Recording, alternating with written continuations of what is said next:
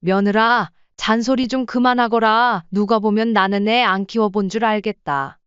걱정되는 건 알겠는데 나한테 손주 봐달라고 부탁한 거면 믿고 맡길 법하지 않니? 어머님 서운하실 수 있지만 저희 애를 남한테 맡기는 건데 불안하지 않은 부모가 어딨겠어요? 방금 뭐라 그랬니? 남이라고? 정말 그렇게 생각해? 왜요? 제가 틀린 말 했나요? 너도 참 이상한 애구나. 그러는 너는 왜 남의 집에서 살고 있니? 이 집은 내 집 아니니? 이번 사연의 주인공은 66세 위말순 씨입니다. 말순 씨는 남편과 사별한 지 3년이 되었습니다. 젊은 시절 남편과 함께 허리 굽혀 일하며 모은 돈으로 간신히 마련한 아파트 한 채가 그녀의 전 재산이었죠.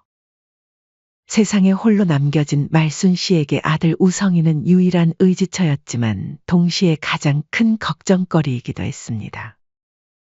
엄마, 저 결혼하고 나서도 전세 살아야 해요. 친구들은 다 집 있는데.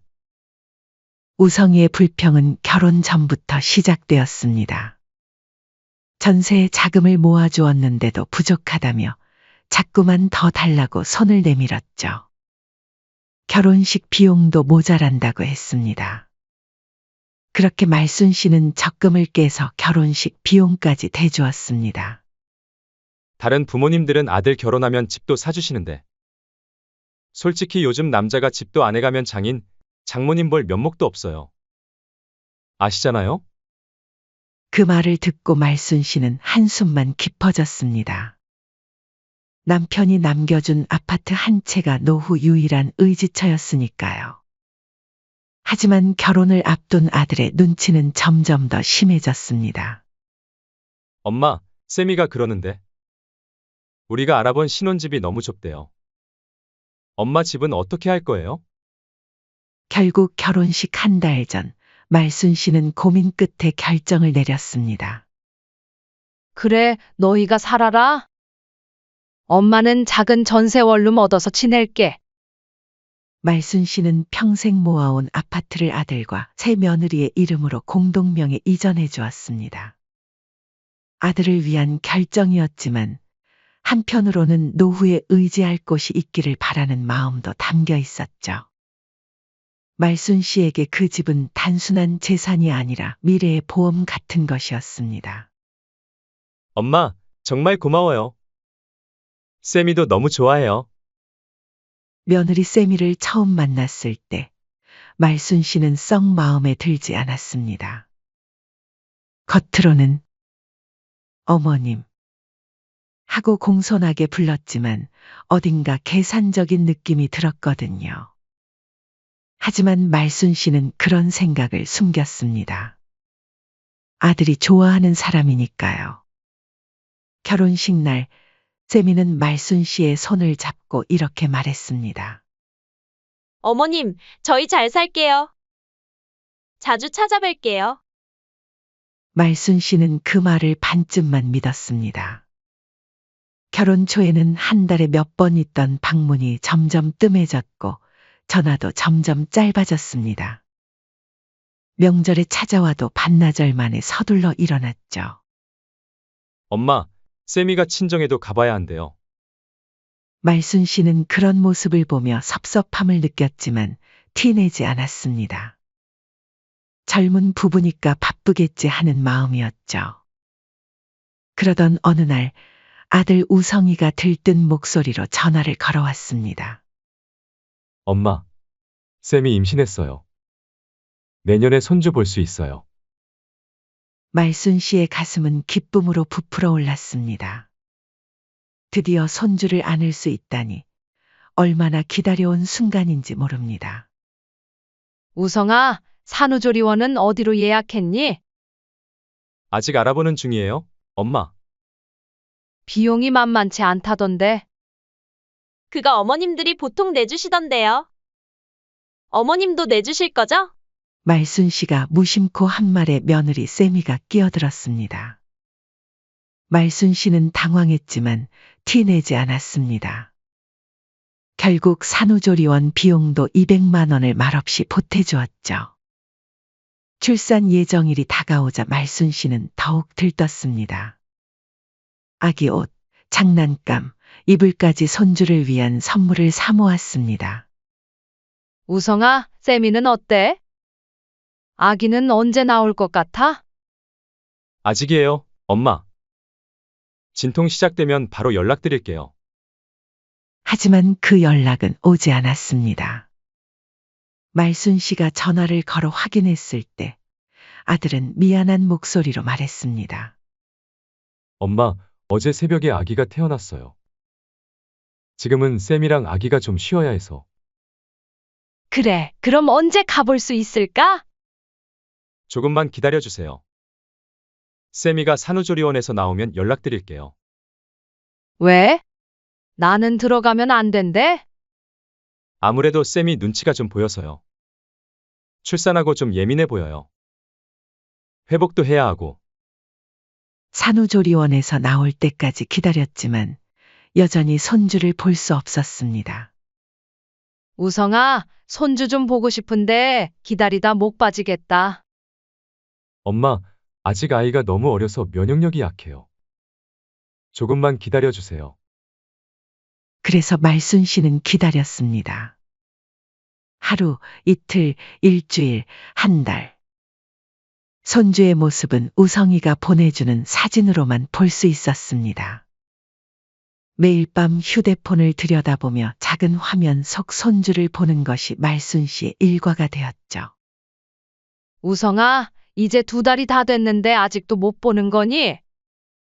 엄마, 쌤이가 아직은 외부인 많이 만나면 아기 컨디션이 안 좋아진대요. 그래, 알겠다. 아기 건강이 제일 중요하지. 드디어 손주가 태어난 지 3개월 만에 말순 씨는 직접 아이를 볼 수 있게 되었습니다. 그날 아침, 말순 씨는 새벽부터 일어나 정성껏 음식을 준비했습니다. 손주가 커서 먹을 옷들도 정리해 보따리를 쌌죠.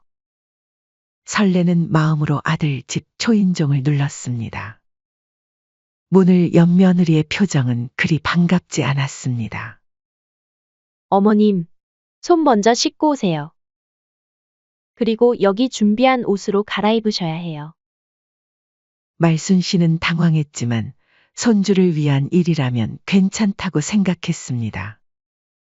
세미가 건넨 병원 가운 같은 옷으로 갈아입고 손도 곱게 씻었습니다.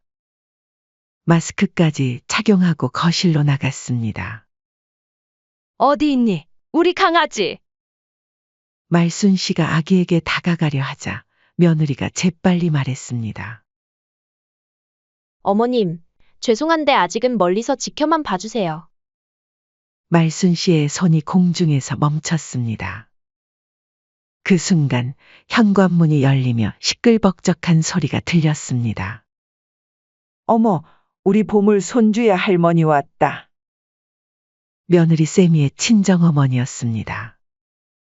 안사도는 신발도 제대로 벗지 않고 달려와 손주를 와락 안았습니다. 손도 씻지 않고 옷도 갈아입지 않았습니다. 우리 복덩이, 우리 복덩이. 안사도는 아이의 볼을 비비며 기쁨을 감추지 못했습니다. 놀랍게도 세미는 옆에서 웃으며 그 모습을 휴대폰으로 동영상 찍고 있었습니다. 말순 씨가 그 자리에 얼어붙은 채로 바라보는 동안에도 세미는 안사돈과 아기를 함께 사진 찍으며 즐거워했습니다. 그 옆에서 말순 씨는 갑자기 자신이 투명인간이 된 것 같은 기분이 들었습니다. 집도 내어주고 산후조리원 비용도 대주었는데 왜 나는 손도 못 대게 하면서 저 사람은 아무 제약 없이 아이를 안고 있는 거지. 사실 아기의 건강을 위해 하는 말이라 생각하여. 며느리의 말에 서운하더라도 이해하고 넘어가려 했지만 안사도는 되고 나는 안 되는 이 상황이 쉽게 납득이 안 갔습니다. 나도 한번 안아봐도 될까? 며느리는 잠시 망설이다 마지못해 고개를 끄덕였습니다. 조심하세요. 머리 받쳐주시고. 말순 씨는 손주를 품에 안는 순간 눈물이 왈칵 쏟아질 뻔했습니다. 그동안의 기다림이 이 순간을 위한 것이었는데 왜 이렇게 어색하고 서먹한 건지. 겨우 몇 분, 말순 씨가 손주를 안고 있는데도 세미는 계속해서 말순 씨의 손 위치가 어떻다느니 아기가 불편해 보인다느니 잔소리를 멈추지 않았습니다. 어머니! 그렇게 얼굴 막 만지시면 어떡해요? 미안하다. 너무 이뻐서 그냥. 결국 말순 씨는 힘없이 아이를 다시 세미에게 건넸습니다. 그날 집으로 돌아오는 길, 말순 씨는 묘한 감정을 느꼈습니다. 마치 시댁을 멀리하는 것 같은 서운한 감정이었죠. 그래도 말순 씨는 출산한 지 얼마 안 되어 며느리가 예민할 수도 있다 생각하여 여전히 참았습니다.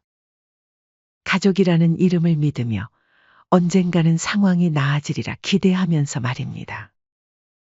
하지만 그녀의 마음 한구석에는 이미 작은 균열이 생겼죠. 시간이 흘러 말순 씨의 손주가 생후 8개월이 되었을 무렵이었습니다. 여전히 손주를 보는 일은 쉽지 않았지만 아주 가끔 아들 집에 초대를 받아 손주 얼굴을 볼 수 있게 되었죠. 그날도 말순 씨는 손주를 보러 가는 길이었습니다. 손주가 좋아한다는 인형을 사들고 기쁜 마음으로 현관벨을 눌렀습니다. 어머님, 오셨어요? 들어오세요. 세미는 여전히 말투는 공손했지만 눈빛은 냉담했습니다. 우리 강아지 많이 컸어? 말순 씨가 손주에게 다가가자 세미가 말했습니다. 어머님, 저희 말씀드릴 게 있어요. 거실에서는 우성이가 불안한 표정으로 앉아 있었습니다. 말순 씨는 직감적으로 좋지 않은 일이 있음을 느꼈습니다. 그게 엄마, 세미가 다시 일을 시작하려고 해요. 애를 맡길 데가 필요한데. 어머님, 주 3일만 봐주시면 어떨까요? 어차피 혼자 계시잖아요. 그렇게 말순 씨는 매주 월, 수, 금요일마다 아들 집에 가서 손주를 돌보게 되었습니다. 그런데 하루는 집안 곳곳에 카메라가 있어 출근하려는 며느리에게 물어봤습니다. 이게 다 뭐니? 웬 카메라가 있어? 아, 그거요? 저희 집에 홈캠 설치했어요. 저희 출근하면 걱정이 좀 돼서요. 거실 구석, 주방 천장, 아이 방 벽면에 작은 카메라들이 설치되어 있었죠. 요즘 뉴스 보면 애들 사고 많잖아요. 그냥 안전을 위해서예요. 그날부터 말순 씨는 카메라의 시선을 느끼며 손주를 돌봐야 했습니다. 웃음도 말도 조심스러워졌습니다. 자연스러운 행동 하나하나가 어색해졌죠. 강아지야, 할머니랑 놀자. 까꿍. 말순 씨가 손주와 놀아주다가도 문득 카메라를 의식하면 웃음이 경직되었습니다. 혹시 지금 저 카메라 너머로 세미가 자신을 지켜보고 있는 건 아닐까 하는 생각에 말순 씨는 항상 긴장했습니다. 점심시간 말순 씨는 손주에게 이유식을 먹이고 있었습니다. 그때 휴대폰이 울렸습니다. 어머니, 애 밥 정량만 주셔야 해요. 애가 체할 수 있으니까 조심하세요. 말순 씨는 가슴이 철렁 내려앉았습니다. 세미가 실시간으로 카메라를 보고 있었던 거였습니다. 말순 씨의 손이 떨렸습니다. 그녀는 숟가락을 내려놓고 깊은 한숨을 내쉬었습니다. 그날 이후로 말순 씨는 항상 누군가가 자신을 지켜보고 있다는 느낌에 시달렸습니다. 화장실에 가는 것조차 조심스러워졌습니다. 잠시라도 손주를 혼자 두면 안 될 것 같은 압박감이 들었죠. 하루는 말순 씨가 손주를 재우고 잠시 쉬고 있는데 휴대폰이 또 울렸습니다. 어머니, 애가 자는데 왜 거실에 계세요? 혹시 무슨 일 있으면 바로 못 가잖아요. 너무 걱정하는구나. 내가 알아서 할게. 그만 신경 끄고 일이나 하거라. 말순 씨는 더 이상 참을 수 없었습니다. 손주를 사랑하지만 이렇게 감시받는 느낌은 견디기 힘들었습니다. 그날 밤 말순 씨는 잠을 이루지 못했습니다. 자신이 무엇을 잘못했길래 이런 대우를 받아야 하는지 몰랐습니다. 나는 애 안 키워봤나? 뭐가 그렇게 걱정이 되길래 왜 이렇게 감시를 해? 말순 씨의 머릿속에서는 수많은 생각이 맴돌았습니다. 손끝이 떨릴 정도로 화가 났습니다. 다음 날 말순 씨는 결심했습니다. 더 이상 카메라 앞에서 긴장하며 지낼 수 없었습니다. 손주를 돌보러 가자마자 말순 씨는 조용히 손수건을 꺼내 거실 카메라를 가렸습니다. 그리고 주방과 아이 방 카메라도 마찬가지로 가렸죠. 이제 좀 편하게 놀자. 우리 강아지. 그날은 오랜만에 말순 씨가 마음 편히 손주와 놀아준 날이었습니다. 손주의 웃음소리가 집안에 가득했고 말순 씨도 진심으로 웃을 수 있었습니다.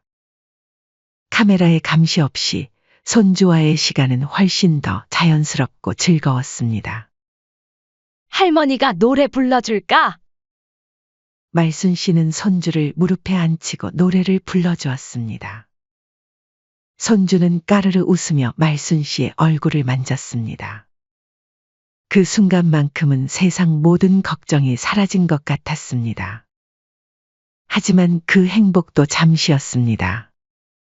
오후 5시 며느리 세미가 예상보다 일찍 퇴근했습니다. 현관문을 열자마자 세미의 얼굴이 불그락불그락해졌습니다. 어머님, 왜 홈캠을 가리셨어요? 세미의 목소리는 떨리고 있었습니다. 말순 씨는 침착하게 대답했습니다. 내가 뭐 잘못한 것도 아닌데 왜 이렇게 감시받는 느낌이 드는지 모르겠더라. 실제로도 계속 나한테 잔소리하지 않니? 세미는 입술을 깨물었습니다. 그녀의 눈에는 분노가 가득했습니다. 어머님 서운하실 수 있지만 저희 애를 남한테 맡기는 건데 불안하지 않은 부모가 어딨겠어요? 그 순간 말순 씨의 심장이 쿵 내려앉았습니다.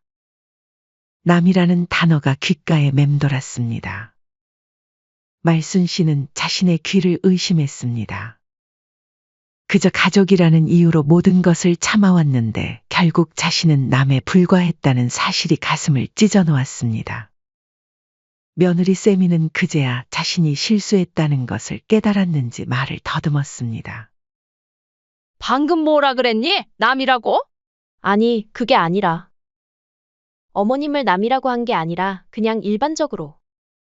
하지만 이미 말순 씨의 귀에는 들리지 않았습니다. 지금까지 참아왔던 모든 서러움이 한꺼번에 밀려왔죠. 너도 참 이상한 애구나. 남한테 애를 맡기고? 말순 씨의 목소리가 떨렸습니다. 손주는 마치 할머니의 슬픔을 느끼기라도 한 듯 갑자기 울음을 터뜨렸습니다. 며느리는 서둘러 아이를 안아 달래며 말순 씨에게서 멀어졌습니다. 그 순간 말순 씨의 머릿속에서 무언가가 확 바뀌었습니다. 지금까지의 모든 상황이 한순간에 정리되는 느낌이었습니다. 아들 부부에게 집을 내어주고 손주를 위해 참아왔던 모든 시간이 마치 모래성처럼 무너져 내렸습니다. 이제 와서 보니 너는 나를 남처럼 대우했나 보구나. 아니요, 그냥 말이 그렇다는 거죠. 뭘 또 그렇게 받아들이세요? 말순 씨는 천천히 일어섰습니다. 손주에게 마지막으로 손을 흔들어 보이고 가방을 들고 현관으로 향했습니다. 며느리는 당황한 표정으로 말순 씨를 바라보았습니다. 어머님, 어디 가세요? 아직 애 저녁 먹여야 하는데. 나는 남이니까 그만 가보마. 그렇게 말순 씨는 아들 집을 나왔습니다. 엘리베이터 안에서 그녀는 깊은 한숨을 내쉬었습니다. 아파트 단지를 빠져나오는 길, 말순 씨의 전화가 울렸습니다. 아들이었습니다. 하지만 말순 씨는 전화를 받지 않았습니다. 지금은 혼자만의 시간이 필요했습니다. 집으로 돌아가는 버스 안에서 말순 씨는 창밖을 바라보았습니다. 가로등 불빛이 하나씩 켜지기 시작했고 서울의 저녁은 점점 깊어갔습니다. 내가 너무 오래 참았나 보다. 다음 날 아침 말순 씨는 오래전 지인이 소개해준 변호사의 명함을 찾아 전화를 걸었습니다. 다행히 당일 상담이 가능했습니다.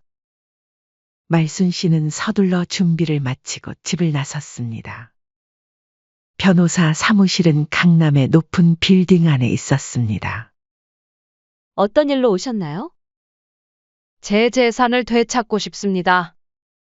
말순 씨는 떨리는 목소리로 자신의 상황을 설명했습니다. 아들 결혼 때 공동 명의로 넘겨준 아파트, 그 뒤로 이어진 소외감, 그리고 어제 있었던 남이라는 발언까지. 변호사는 때때로 고개를 끄덕이며 경청했습니다. 법적으로 가능합니다. 특히 증여 당시 조건이 있었다면 더욱 그렇습니다. 말순 씨는 망설임 없이 재산 분할 청구 서류에 서명했습니다. 이것이 그녀가 내린 결정이었습니다. 더 이상 남으로 취급받지 않기 위한 그녀만의 작은 반란이었죠. 절차가 어떻게 되나요? 우선 내용 증명을 발송하고 상대방의 반응을 보겠습니다. 합의가 되지 않으면 소송으로 넘어갑니다. 말순 씨는 고개를 끄덕였습니다. 변호사 사무실을 나오는 길, 마치 무거운 짐을 내려놓은 것 같은 홀가분함을 느꼈습니다. 그날 저녁 며느리와 아들이 말순 씨의 집을 찾아왔습니다. 문을 두드리는 소리가 점점 거세졌습니다. 엄마, 문 좀 열어봐요. 대체 무슨 일이에요? 말순 씨는 천천히 문을 열었습니다. 아들 우성이와 며느리의 얼굴은 당황과 분노가 뒤섞여 있었습니다. 엄마, 쌤이한테 그렇게 말하고 가셨다면서요? 왜 그러세요, 갑자기? 왜 그러냐고? 네 와이프가 남한테 애 맡기는 게 불안하다고 말했다. 우성이는 잠시 말문이 막혔습니다. 세미가 모든 이야기를 한 모양이었죠. 그건 쌤이가 말실수한 거예요. 어떻게 엄마를 남이라고 생각하겠어요? 그럼 왜 홈캠으로 나를 감시했니? 그건 쌤이가 좀 예민해서 그렇죠. 내 아내가 날 얼마나 무시했는지 너는 모르지? 내가 얼마나 참아왔는지 모르지? 아들 우성이는 할 말을 잃은 듯 했습니다. 말순 씨는 깊은 한숨을 내쉬었습니다. 내가 평생 모아온 집을 너희에게 줬는데 그 대가가 이거니? 엄마, 그거 아니에요. 우리 진짜 고마워하고 있어요. 그냥 쌤이가 요즘 일 때문에 예민한 것뿐이에요. 아들아, 나도 인간이야. 나한테도 자존심이 있어. 지금까지 시댁 차별했던 거 계속 참았다. 그때 말순 씨의 휴대폰이 울렸습니다. 변호사였습니다. 말순 씨는 아들 부부 앞에서 전화를 받았습니다. 네, 변호사님. 내용 증명 발송하셨나요? 네, 감사합니다. 전화를 끊자 우성이의 얼굴이 창백해졌습니다. 엄마, 변호사는 왜? 설마, 맞다. 내 재산 되찾으려고 한다. 니들이 날 남이라고 생각한다면 나도 니들에게 남으로 행동할 수밖에 없지. 우성이의 표정이 당혹감으로 가득 찼습니다. 그는 잠시 말을 잇지 못하다가 흥분한 목소리로 말했습니다. 엄마, 이러시면 안 돼요. 그 집은 이제 우리 집이잖아요. 우리가 대출도 받았고, 인테리어도 했는데, 내가 준 집에 살면서 나를 남 취급했잖니? 이제 와서 그런 말이 나오니? 우성이는 머리를 감싸 쥐었습니다. 이런 상황이 올 거라고는 상상도 못했을 겁니다. 엄마, 제발 그러지 마세요. 제가 대신 사과할게요. 앞으로 잘할게요. 이미 늦었다. 변호사님 말로는 승산이 높대. 내 돈 주고 산 집 법적으로 찾을 수 있대. 어머님, 저 정말 죄송합니다. 순간 며느리의 목소리가 떨렸습니다. 말순 씨는 아무 말 없이 세미를 바라보았습니다. 어머님, 제가 잘못했어요. 어머님을 남이라고 생각한 적 없어요. 그건 정말 말실수였어요. 쌤이야, 말실수가 아니라 마음이 그랬던 거잖아. 내가 보여준 행동이 말해주고 있는데. 그동안 너가 차별하는 것들을 내가 모를 줄 알았니? 그래도 나는 가족이라 생각해서 참고 있었어. 너네가 살고 있는 집도 가족이라 생각하고 줬던 거고. 그런데 어떻게 남보다 못한 대우를 할 수가 있니? 며느리 세미의 눈에서 눈물이 흘러내렸습니다. 그녀는 갑자기 말순 씨 앞에 무릎을 꿇었습니다. 어머님, 제발 용서해 주세요.